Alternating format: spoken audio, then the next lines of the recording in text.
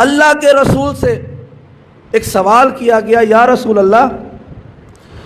فرعون اتنا بڑا ظالم، ہزاروں لاکھوں بے گناہ بچوں کو قتل کر دیا، جوانوں کو مارتا رہا، غلاموں کو قتل کرتا رہا، اللہ نے اسے جوانی میں کیوں نہیں مار دیا؟ خدا اس کو پہلے مار دیتا، یہ لاکھوں بچے مرنے سے بچ جاتے، وہ ظلم جو کر رہا تھا یہ نہ ہوتے، یہ آخر وقت میں جا کے کیوں مرا؟ یہ ظلم کرنے سے پہلے کیوں نہیں مر گیا؟ تو اللہ کے رسول نے جواب دیا کہ فرعون کی ماں زندہ تھی اور وہ فرعون کے لمبے عرصے تک زندہ رہنے کی دعا کرتی تھی، اور خدا کی رحمت کو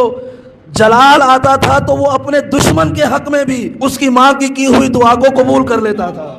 فرمایا پھر ایک موقع ایسا آیا کہ اس کی ماں مر گئی، جب اس کی ماں مری اس کے لیے کوئی دعا کرنے والا نہ بچا، جب اس کے لیے کوئی دعا کرنے والا نہ رہا تو پروردگار نے اپنا عذاب بھیج دیا۔ یعنی ماں کی دعا وہ